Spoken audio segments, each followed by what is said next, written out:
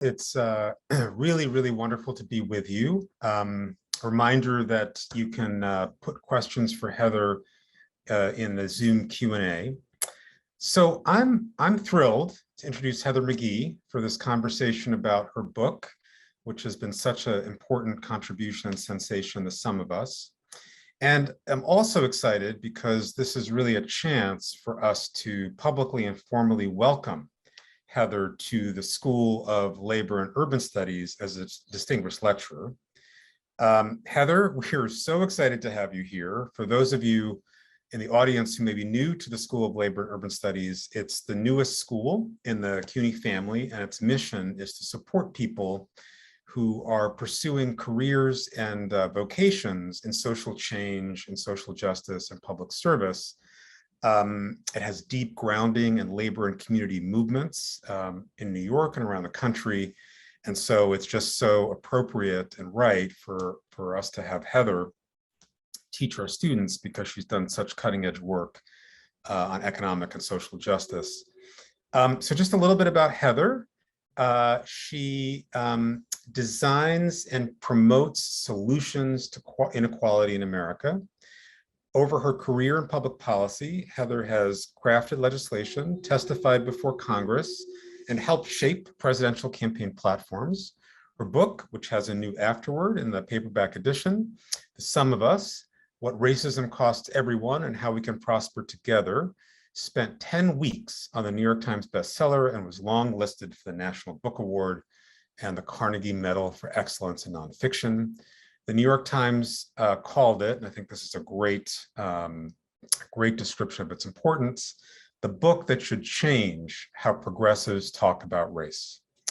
For nearly 2 decades, Heather helped build the nonpartisan think and do tank Demos, serving for 4 years as president, and she moved big ideas in her time there, like debt-free college and voting rights. You've seen her in major media outlets like Meet the Press and Morning Joe, where she's consistently a brilliant and sane voice for progressive solutions. Welcome, Heather. We're so excited to have you. Thank you so much, Deepak. This is really a pleasure. This feels like a welcome home week. I had my first classes at the School of Labor and Urban Studies this week, Monday and Tuesday nights. One is an original class that I designed about the power of narratives, about workers and community, both in organizing and in advocacy. And then the second class on Tuesday was your class that I am teaching this semester, that you've taught for a number of semesters, on social and economic policy. And the students are just amazing people from all walks of life, all dedicated to public service. And I hope that some of the folks in this conversation will join SLU. We'll look on the website and find out if it's going to be a great way for them to further their careers as well. So I am thrilled to have this conversation with you. You and I have talked informally about the book, but never formally. So let's do it. Yeah, let's get into it. So let's start out with the basics. What is the zero-sum paradigm? How has it gained such a foothold in American consciousness, particularly among white people? And was it manufactured? And if so, how? Yeah. So I came to this understanding of the zero sum. I sort of stumbled upon it very early on in a journey that I launched when I quit my job in 2017 and set off across the country. I went from California to Mississippi to Maine and back again multiple times, trying to find out a more convincing answer than I had learned in the world of policy advocacy to the question that I'm sure many of us have asked at some point, which is simply, why does it seem like we can't have nice things? And by nice things, I don't mean like drive-through espresso and self-driving cars. I mean nice things like universal childcare and guaranteed affordable healthcare and paid family leave and a well-funded public school in every neighborhood and great infrastructure in a country that used to have infrastructure that was the envy of the world. I mean a fair economy where there's no such thing as poverty work rate. All of that seems totally doable, right? Other countries have figured it out with a lot less of our wealth. And it just has seemed for all of my career, nearly 20 years working to combat inequality, we are not consistently getting closer. to really having nice things for all of our people. And so I was frustrated. I'm sure you've had that moment. I know that you've had that moment of trying so hard to change things and sometimes having wins, but so often not. And so I quit what really in many ways was my dream job and set off on this journey. And one of the first people that I actually went to visit and sit with was these two professors, Summers and Norton, Professor Summers and Norton, who had written this study entitled "Whites Increasingly See Racism as a Zero-Sum Game That They Are Losing." And this was a pretty simple public opinion survey, but it really got something that it put a name to something that I felt like had actually been contributing to the headwinds of economic progress. This idea that we're sort of not all on the same team, the idea that there's sort of a fixed pie of well-being, and if my group gets a bigger slice, then your group must get a smaller slice. As President Biden says it so colloquially, a dollar more in my pocket must mean a dollar less in yours. That's the zero sum. And this is, again, comes back to sort of, why I felt I needed to take this journey, because the field that I was in economics told me that wasn't the case, right? That the economy is more like a game where it's not a zero sum, where in fact you want all of your players on the field scoring points for your team, right? If you have more and more human capital, that grows the economy. This sense that you don't want anyone in economics to be on the sidelines due to debt, discrimination, disadvantage. But the zero-sum story lies to people. It tells people we're not all on the same team. And that belief in competition, it's a racialized story about competition. It's a story that says that there's a zero-sum racial hierarchy, and I have my hand clenched around a certain rung on that ladder, and if somebody's coming up from my rung, I got to kick them down. That story is one that runs counter to the economic evidence, but it is one that more explains the resistance that we see in our politics towards the kinds of quality of life investments that would make all of us really better off. And you asked me, Deepak, whether this story is manufactured. I was very clear in my research to sort of not take anything for granted, right? To really try to trouble and question received wisdoms. And I asked myself, because everything that we believe comes from a story that we've been told, who's telling, especially white folks, right? Because this view of the zero-sum game is a belief that is held much more frequently by white folks than it is among people of color. Generally speaking, we don't think that our progress has to come at white folks' expense, but this fear that the progress for people of color has to come at white folks' expense is a predominant worldview among white Americans. So I asked, who's telling this story to mostly white folks? Why are they buying it? If someone's selling this story, how are they profiting from that sale? And that's where I really went back in the history and really saw that the zero-sum story was first created as a justification for an economic model, right? I truly believe that the evidence bears out that greed is the motive and racism is the means, right? That the zero-sum story was created as a racial bargain to sell to, in our earliest days of this society, when we had a very exploitative economic model of stolen land, stolen people, and stolen labor. But there was a mass of European settlers who didn't know their place, and who, for a time in colonial Virginia, were beginning to see that they had a lot more in common with, as mostly indentured servants who were landless, a lot more in common with enslaved African and indigenous people than they did with the white ruling class, sort of colonial plantation elite. And so they took up arms.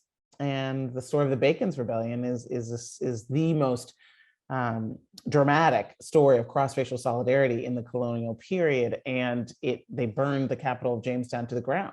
And in response to that threat of the many against the elite few, that's when the colonial plantation elite created what we know as the racial hierarchy, the idea that Black people would always be property, the idea that there was such a thing as Black and white people, and that they would have different social and economic rights. And so it was a racial bargain. It was saying to people who would soon be, experienced in the world as white, side with your color instead of your class. And that's where the zero sum came from. And that's how it's been animated and reanimated for generation after generation, often by that same self-interested elite ever since. Yeah, thanks for that answer. And one of the many things I appreciate about the book is the centrality of a focus on labor. And so I want to dig in a little bit there, especially since we're at the School of Labor and Urban Studies and it's part of our DNA.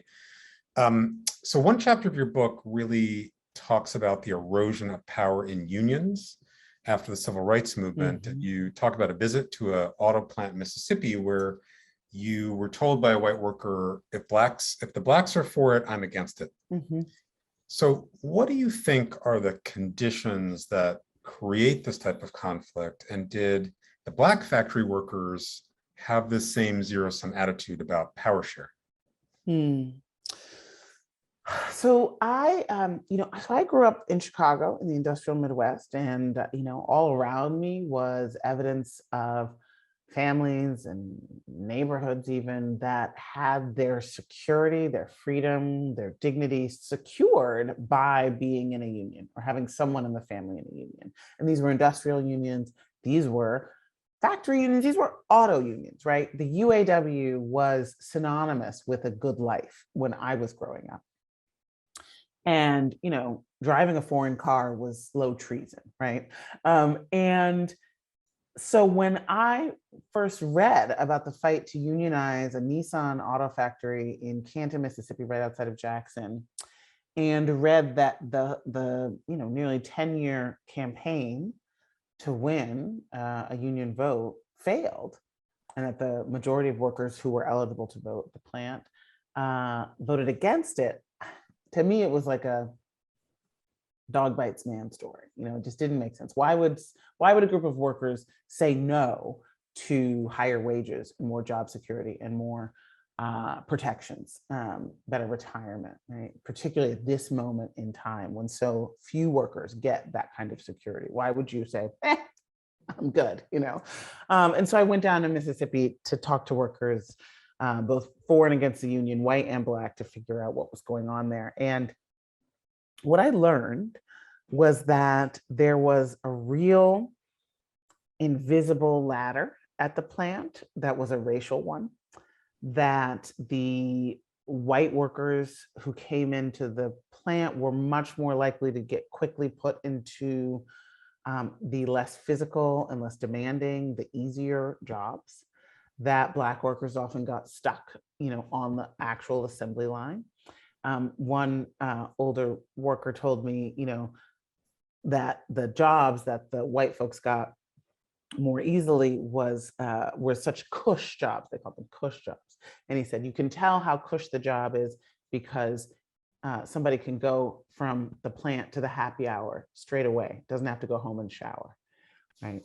So this system of the racial privilege, right, was one that in my conversations, it became clear that the management both explicitly and implicitly communicated would be troubled by a union and its rules that, as I said, would put everyone on an equal playing field.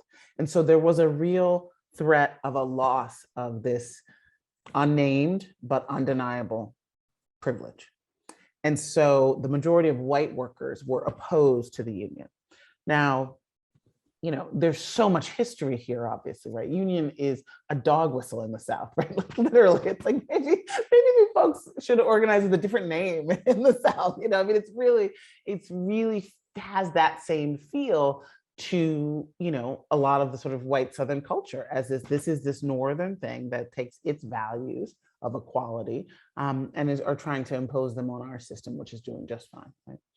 So, after I first sort of learned of this, I was pretty depressed. I said, maybe the white workers were right that the sort of good old boy system, the buddy buddy system that the workers called it, quote, where who you hunt with matters more than the job you do on the, every day, is actually in their interest, right? And that's something that was, would create rules about seniority and ways to advance and all that would be bad. But then I had to remember, and of course the workers who were for the union reminded me that nobody on the plant, whether cush or line job, had guaranteed health care, great pension, wages that were competitive with the unionized shops, right? So everybody was sort of fighting for crumbs, but there was a way not taken, that could have lifted up the floor for everyone. And so that tension, right, so beautifully expressed in W.B. Du Bois's Black Reconstruction in America, where he invented the just quintessentially American and beautiful idea of the wages of whiteness, the sort of psychological wage that the boss will pay in lieu of material wages, and that feeling like you're just a bit more than somebody else, that relative advantage is even more nourishing than is $5 more an hour, than is a sense of job security, right? And so that tension, very much, as I described from our earliest history of what would become the United States, is still alive, today in labor organizing. Now, you asked, did the Black workers feel that way? I heard some of the most beautiful stories from some of the Black pro-union workers about what they had to do in order to sort of put aside all of the resentment, all of the tension, all of the very clear racism, to try to organize white workers into the union and say, this is in your interest, and I will stand up for you, right? I will have solidarity with my white brother and sister on the line who, in all other contexts, doesn't want to see me rise, right? That's the tension.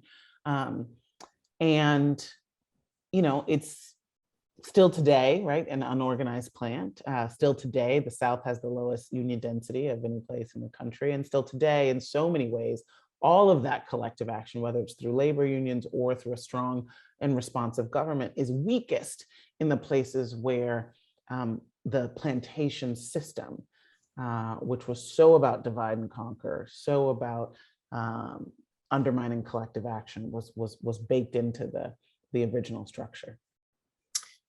Such a powerful story. And the Bacon's Rebellion obviously was also a workers' uprising. That's one way of understanding what was happening, and that theme continues. And people do sometimes make different choices. White workers sometimes do make different choices. So I'd love for you to talk a little bit about the role you see, given the zero-sum politics, for the labor movement today in building a new kind of politics, and examples. You offer some in the book, but whatever comes to mind, examples that inspire you of the role that the labor movement can play in breaking this chain. There are two ways that people can come together, ordinary people can come together and build collective power that's strong enough to take on concentrated wealth and corporate power in this country, right? Think of them as sort of these two fists where we, are uniting people together. One is labor unions, and it has always been the case. And the other is government, right? And labor unions, W.B. Du Bois said, that he saw no institution that was so effective at minimizing race prejudice among the masses as the labor union, right? And when organizing, the sort of more radical thread of organizing, from the meat packers to so many of the CIO unions, has really had a radical egalitarian politics, I'd say from the Knights of Labor, the meat packers, right? All of these examples, it has created tremendous social gains of cross-racial solidarity, through to the UAW's role in the civil rights movement, and one of the sort of political assumptions of the Democratic Party is that white men who are in labor unions are more progressive than white men who are not, right? That position in the hierarchy that is offered to white men is less compelling when there's another story, another worldview, another ideology, another sense of where you get your value and your worth and who's on your side and who you're fighting against. And it's not a racialized one, but it's a class one. So, that's the promise. I do see that as the working class has become more diverse, more full of racialized immigrants, more full of women, the power, the normative power, the representational power, and then yes, of course, the structural power that and political power that flowed of labor unions has weakened as the people in power, as the power structure has seen itself less and less in organized labor and in the working class more broadly. The permission structure to have a bare-knuckled anti-union campaign has grown stronger. That said, one of the most exciting,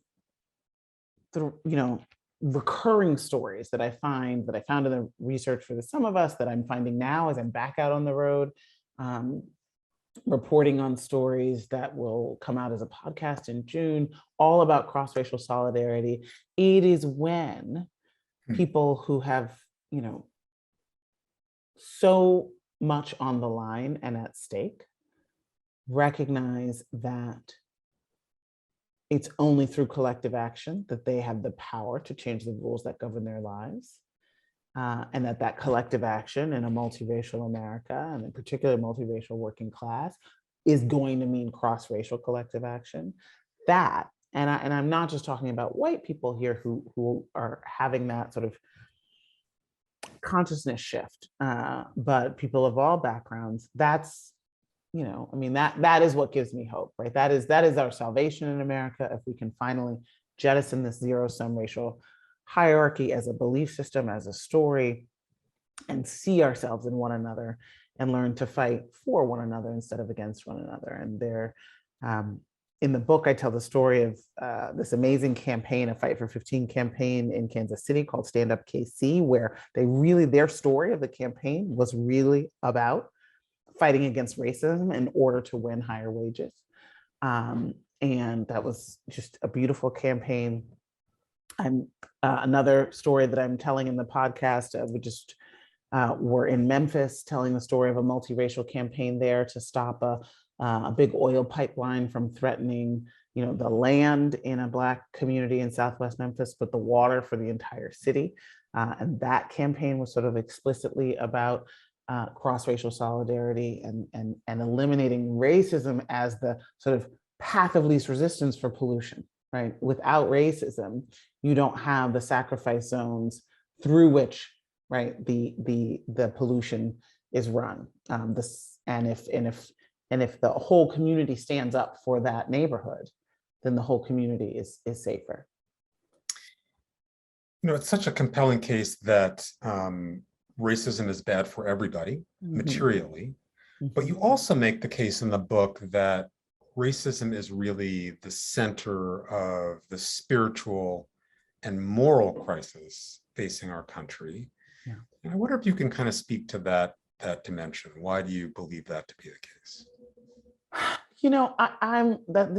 That's not my job, right? The spiritual stuff. I'm not a faith leader. It's not what I do. But as I was having conversations with, over 100 people of all walks of life about these issues, about the cost of racism to everyone, about the hidden cost of racism in our politics and our policymaking, it often turned to that place, to the sense that there was just something fundamentally spiritually wrong with the system. That ultimately in an economy, the rules of the economy represent our moral intuition about what's right and what's fair. And with that moral compass broken, as it has been by our system of white supremacy, is it any wonder that our economy would be adrift? Right?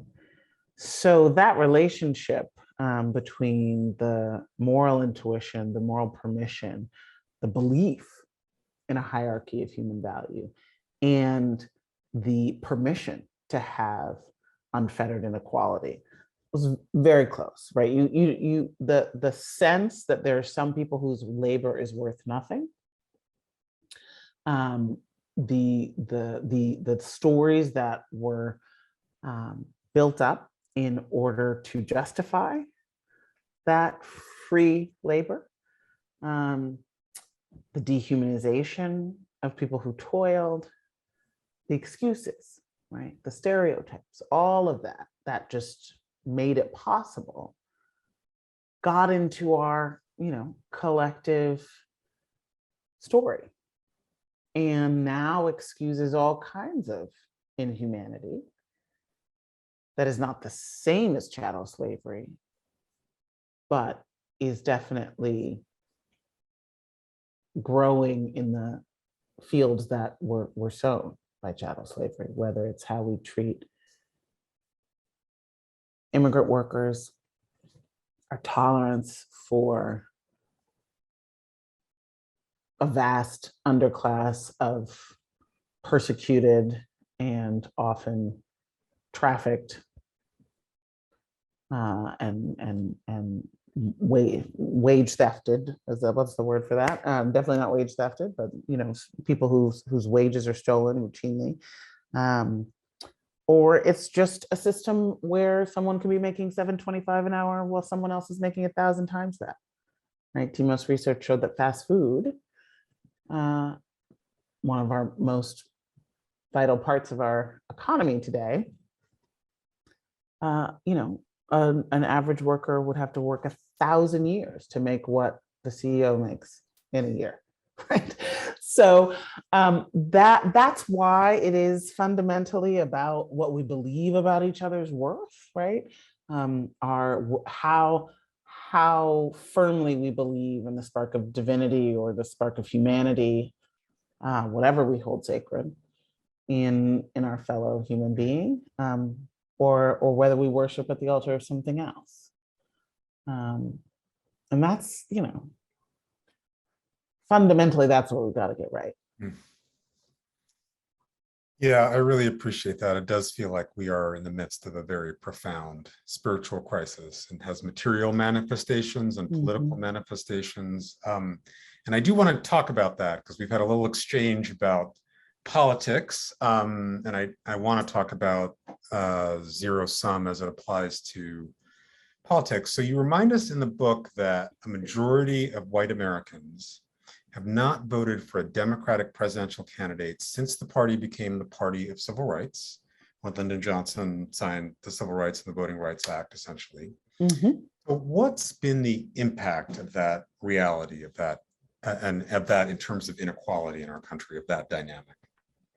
Well, this is really where the sort of central metaphor of the book, the story of the drained public pool, comes in, where, and it's an important reminder, I think, for a lot of people in my generation who've grown up entirely in the inequality era. They don't know anything else. We don't know on a sort of firsthand basis what it was like when public college was free, when the government massively subsidized home ownership for working class people, when there was a major program of public housing and of no down payment housing, and when the labor laws were strong and well enforced, right? The New Deal ethos of public goods, the real sense that the government had a right and responsibility to ensure a decent standard of living for people. It was born out of the excesses of the first Gilded Age that we've now surpassed in terms of inequality. It was born out of the crucible of the Great Depression.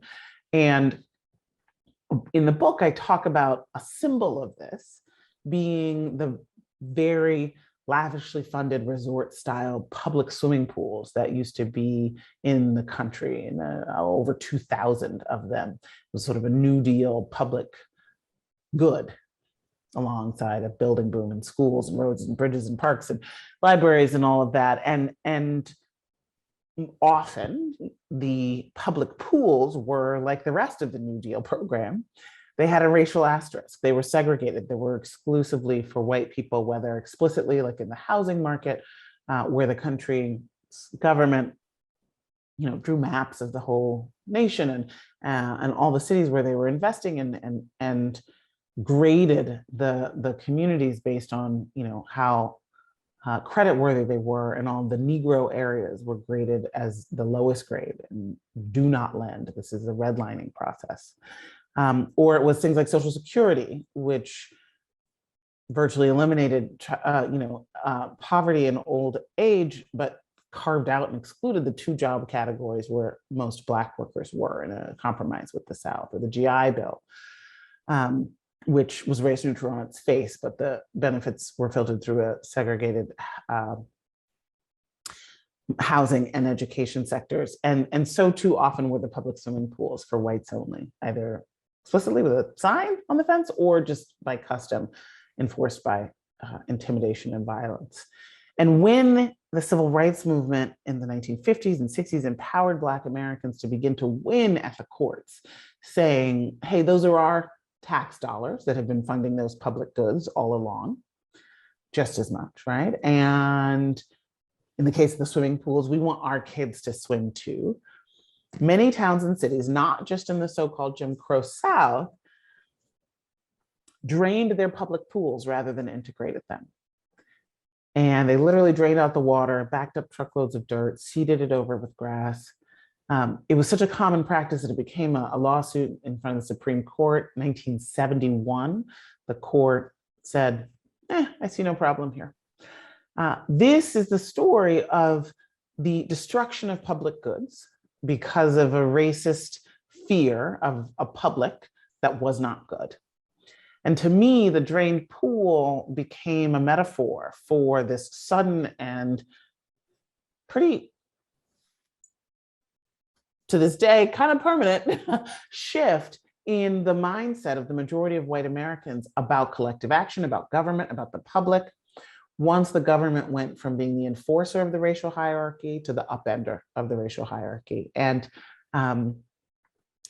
that showed up in our politics. It showed up in our electoral politics once, the party of the New Deal also became the party of civil rights. Johnson, as he was signing the Voting Rights Act, said to Bill Moyers, I've given away the South for a generation. He didn't realize he'd given away the majority of white Americans, period, for more than a generation. Where this politics of racial resentment, the idea of government as not being on their side, but being on the side of the competitors in the zero sum, really set in and was exploited by a reactionary right wing and by a corporate right wing that saw that if you could turn the majority of the country away from government and collective action, away from those two fists, because of a fear about who else would be in that with them, then you could loosen the reins on corporate power and expand its reach. And that's what we've seen, right? So in rejecting the public goods paradigm, white Americans sort of paved the way for the inequality era. And you see still today a real correlation in the data between a white survey respondents' anti-Black attitudes and their antipathy towards government, right? If you have high levels of racial resentment, you are 60 percentage points more likely to think that there should be less government spending, just period, on whatever, right? And of course, who ultimately benefits from the drained pool, right? It's the very rich who want to see a small government unable to tax, unable to regulate. So we're going to go to Q&A from the audience in about 5 minutes. So just an invitation to folks for them to submit their questions if they haven't already.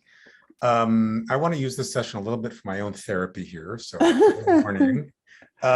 As the attacks on critical race theory have unfolded, and especially after the Virginia gubernatorial election, I really found myself frustrated by why more leaders in the Democratic Party hadn't read your book, followed its advice, and instead were kind of defaulting to these broken paradigms of avoid the topic, don't talk about race, et cetera. And so I'm curious why you think that some parts, and you actually make the point here afterwards, that it's not all parts of the party have been slow to embrace this kind of winning narrative around race and class. Well, thank you for suggesting that I have that my book has the answer to the to the major problem of race and democratic politics. But you know, I mean, so just to be clear, what I suggest, what a huge project that I helped to initiate as I was formulating the idea that would become the sum of us, called the race class narrative, which was a big political messaging research project, in which if people want to find out more about that, they can go to weMakeTheFuture.us, which is the grassroots sort of infrastructure hub for that set of messages and narratives. What that kind of insight, that whole set of insights about the way racism is used strategically in order to undermine collective action, and how people whose goals require collective action, whether it's on healthcare, or public education, or higher taxes or whatever, need to not ignore race and need to have a really race forward populism that redraws the us and them, and says that the us is a multiracial us and the them is a corporate elite that uses racism to try to divide us, but we won't let them divide us, right? That sort of hopes to inoculate people in the working and middle class against appeals to strategic racism and to the racial bargain. And I want to just be clear that appeal that says that that strategically racist appeal is not just targeted at white people. White people, are sort of on an intergenerational basis more conditioned to be receptive to it, but I think it's become more sophisticated in recent years, to where the target is immigrants of color, the targets is, sometimes Black men. It's anybody who just sort of, wants to see themselves on a higher rung of the ladder. And what the right is saying is like, is trying to create a scapegoated them that anybody can feel better than. And so that's right, that's the appeal. So, but one of the big lessons is don't ignore race. If you're a politician who's trying to navigate these waters, you can't avoid race. You shouldn't only talk about race in actually an us versus them framework, where you say,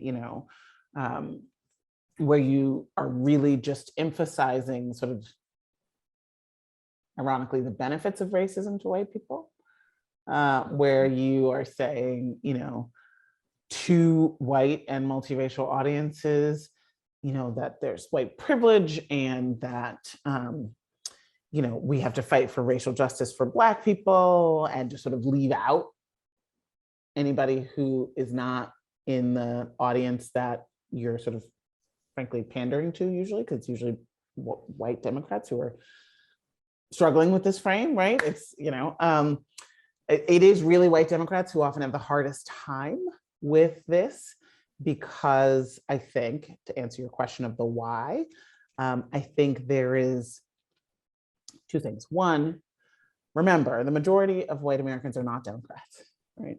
So when we're talking about white Democrats, which is the vast majority of the power structure of the Democratic Party is white. Right, we have 2 Black people in the Senate, the list goes on, right? So that's a minority of white people. And increasingly, particularly, obviously since the civil rights movement, but increasingly and accelerating since the Obama era, to be a white Democrat means you came to the party because you don't mind hanging out with Black people and people of color, right? Like, your racial views are what define you as a Democrat. And so, and yet your instinct is one where you're pretty comfortable with, how can I put this? You're pretty comfortable with guilt. You're pretty comfortable with getting a sense of moral superiority because of your sympathy and solidarity with people of color, which is not the majority of white people, right? So I think there is a disconnect, actually, oftentimes, like on just like a basic, like at the dinner table level, between our white brothers and sisters who are in Democratic leadership and their white brothers and sisters and cousins who are the base that they are often trying to retain some hold on. That's just like psychological. You're asking about like sort of the therapy. But I also think they haven't seen it win, right? They have seen silence on race at least sort of not get them in trouble. They've seen playing into resentment politics, as the Clinton, playbook was, win. They've seen silence on race, as was the Obama program, win twice. Although, of course, a Black man at the head of a Black family can never be silent on race. And so that's the piece that is missing, right? That's the piece where they think it's the same, but it's not. And they haven't seen it win. And I also think that, the narrative that I'm suggesting and that we've seen win at the local level is a populist one. It is a multiracial populist one. And that's the part that is always hard for politicians in the ruling class to really do full-throatedly, right? It's not just saying, don't hurt brown and Black people. It's saying hurting brown and Black people has empowered the corporate elite. And that last part is what is often very difficult. Yeah, that's something I agree with that completely. And some of the conclusion I came to was the inability to name a villain in the story. That's right. For all kinds of reasons about power in society and corporate contributions and sort of complicity of much of the party in the neoliberal agenda that has caused this inequality, creates the difficulty in implementing the strategy that you talked about. So I want to go to a couple audience questions. They're really great questions. The first one continues on this theme. So is racial equality possible under capitalism? And then the kind of second question that relates to it, when you say racism has a cost to everyone, do you mean to include billionaires and corporate leaders who it would seem are beneficiaries rather than victims of racism and the divide and rule strategy? Is racial what possible under racial equality possible? Equality. Okay, just making sure I heard that correctly. So let me take the second one first because it's faster. The answer is faster. No, I do not mean millionaires and billionaires. I mean almost everyone, but it was already a long subtitle, right? The cost of racism to almost everyone, excluding millionaires and billionaires, and those who aspire to be them, and how we can prosper together. No, right? I mean, the sort of recurring villains in my book are, greedy corporations and, millionaires and billionaires and the politicians they pay for, right? So that it is a populist book. I think that racial equality, I think that capitalism, as we invented it in order to serve a racial chattel slavery system, as we have developed it under a system of racial apartheid for most of our history, is incompatible with racial equality. I think there are other forms of societies with businesses, right, that can have a lot more racial equality than we have seen, right? There are social democracies that have, private ownership of business, that have what we think of as capitalism, which, I'm going to be like very layman's terms here. Like, we think of capitalism as shopping, as being able to spend money kind of freely, as being able to start a business right? That's what we think of as the market. Most people, right? Less than half of the country actually owns stock. And so the idea of remote capital ownership is like still not like the capitalism that people have an image of in their day-to-day lives. And I think those of us in the academy and in politics need to be sensitive to that. That when we talk about doing away with capitalism, and we're trying to get a working class audience to agree, we need to be clear about what we're threatening, particularly when a lot of that working class comes from countries where the socialist experiment, for lots of reasons, about imperialism and all of that, has meant, total privation and misery, right? So I just want to be like real about the, when you communicate, you're trying to both say what you're saying and have people hear it. And, outside of the academy and like really left circles, I think our point of reference when we talk about capitalism and make that critique just needs to be defined much more clearly. Yeah, I'd love, maybe for part 2 someday, I'd love to dig in on the framework of racial capitalism, and that's getting much more attention, and how you think it kind of relates to the themes you develop in the book. But there's a great question I want to make sure that we get to, because it speaks to a key concept in the book, which is the solidarity dividend. And the question is, how can a positive story about the potential of racial solidarity to unlock the solidarity dividend start breaking through in our current media environment, which is so imbued with this zero-sum thinking, polarization, othering? We know that the folks who pay attention are usually more in an activist camp, and the majority of folks are disengaged. What are your thoughts about breaking through and kind of how the solidarity dividend really fully lands in society as a idea, a mobilizing tool, a concept? Well,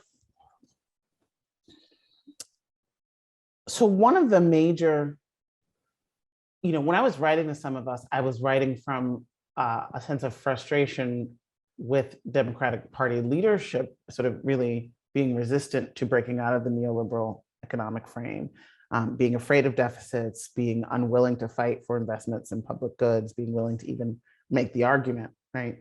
And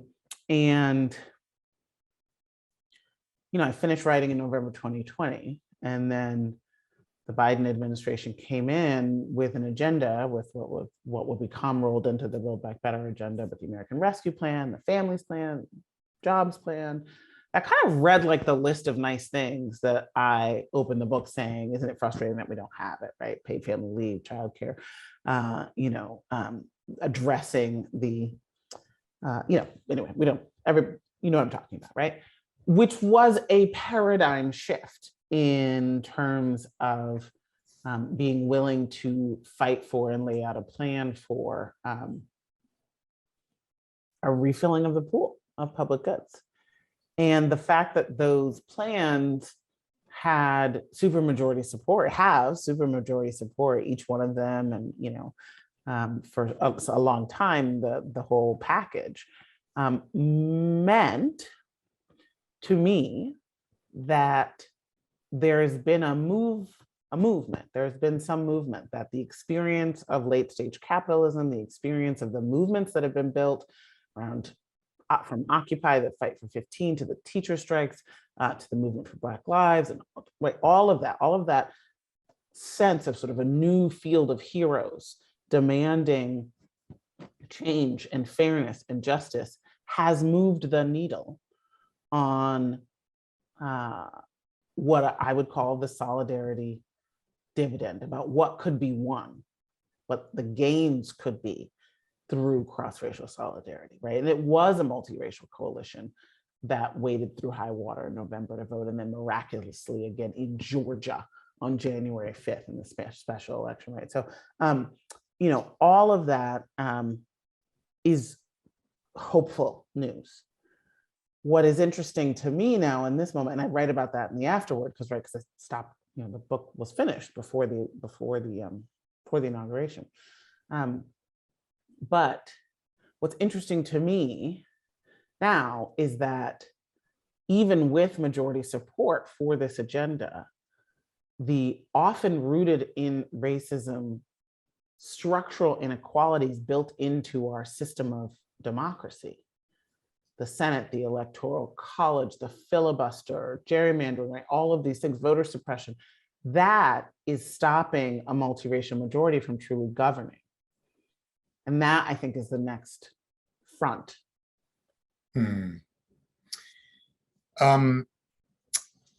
So there's a couple of questions here about kind of your take, kind of following on this political discussion we had about the Democratic Party.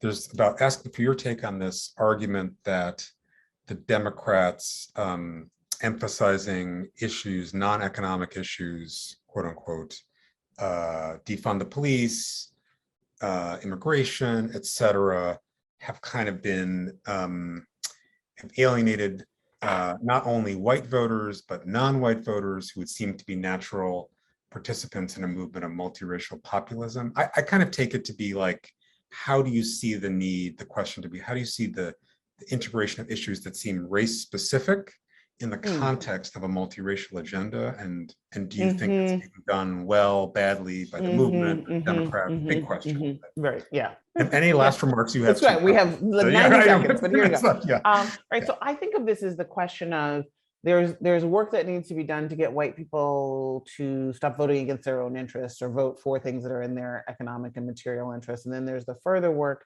that is needed to include in that multiracial coalition voting for nice things like childcare, which like everybody needs, are common problems, there should be common solutions.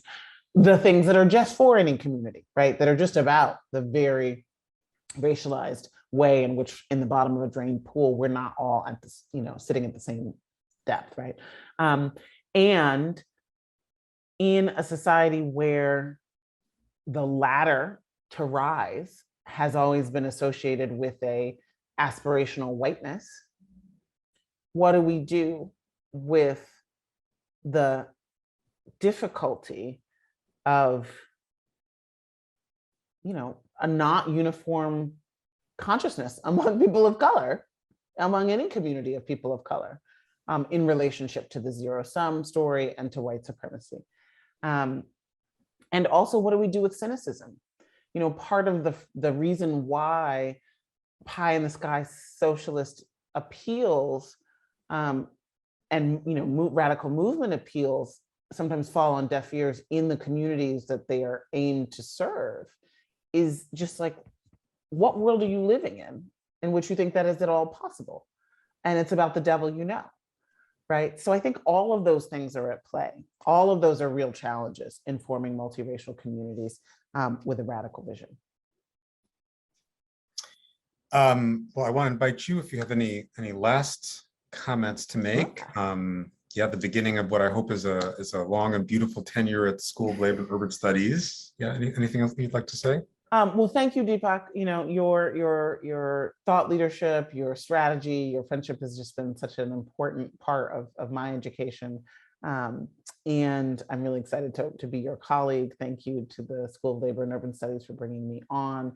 And to the folks who are in this conversation, this is the knotty stuff, right? This is the difficult stuff. It is the knot we have to unwind. And thank you for thank you for being in this fight. It's so important. So I want to close the session by urging folks who haven't to read Heather's book and the new Afterword, which is also great. And to say that I really think it speaks to what's needed now and what I think is at the heart of the DNA of SLU, which is to do this deep thinking about what ails us as a society and identify ways to move forward, but do it in a way that's tied to action and to strategy. And what I love about the framework that Heather has developed here and shared with us is it's very deeply grounded in history and theory, but it's also extremely practical. And so I love that there's going to be a podcast that's going to take it to the next level and feature some of that solidarity dividend work in practice. So please join me in thanking the wonderful Heather McGee for joining us, and come check us out at School of Labor and Urban Studies. Thanks, everybody. Thank you.